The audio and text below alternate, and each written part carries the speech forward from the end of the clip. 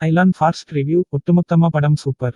ஆனா அதுதான் மிஸ்ஸிங். அயலான் முதல் விமர்சனம். அயலான் படத்தின் முதல் விமர்சனம் தற்போது வெளியாகியுள்ளது. அதன்படி அயலான் கண்டிப்பாக பிளாக் பஸ்டர் ஹிட்டாகும் என்றாலும் படத்தில் சில மைனஸ்கள் இருப்பதும் உறுதியாகியுள்ளது. இந்தியாவில் விவசாயத்தை சீரழிக்க வில்லன் கும்பல் ஒரு ஏலியனை பூமிக்கு அனுப்புகிறது. சிவகார்த்திகேயனிடம் தஞ்சமடையும் அது, பின்னர் வில்லன்களின் சூழ்ச்சியில் இருந்து தப்பித்ததா என்பது தான் கதை. மேலும் சிவகார்த்திகேயனும் பூமிக்கு வந்த ஏலியனுடன் சேர்ந்து வில்லன்களுடன் மோதுகிறார். இறுதியாக என்ன நடந்தது என்பதை செம்ம ஜாலியான என்டர்டெய்னிங் படமாக உருவாகியுள்ளாராம் ரவிக்குமார். படம் முழுக்க கிராபிக்ஸ் வேலைகளில் ஷங்கர், ராஜமெளலி போன்ற ஜாம்பவான் இயக்குனர்களையே ரவிக்குமார் ஓவர்டேக் செய்துவிட்டதாக சொல்லப்படுகிறது. இந்தியாவின் மிகப்பெரிய கிராபிக்ஸ் சினிமாவாக அயலான் இருக்கும் என்பதும் தெரியவந்துள்ளது.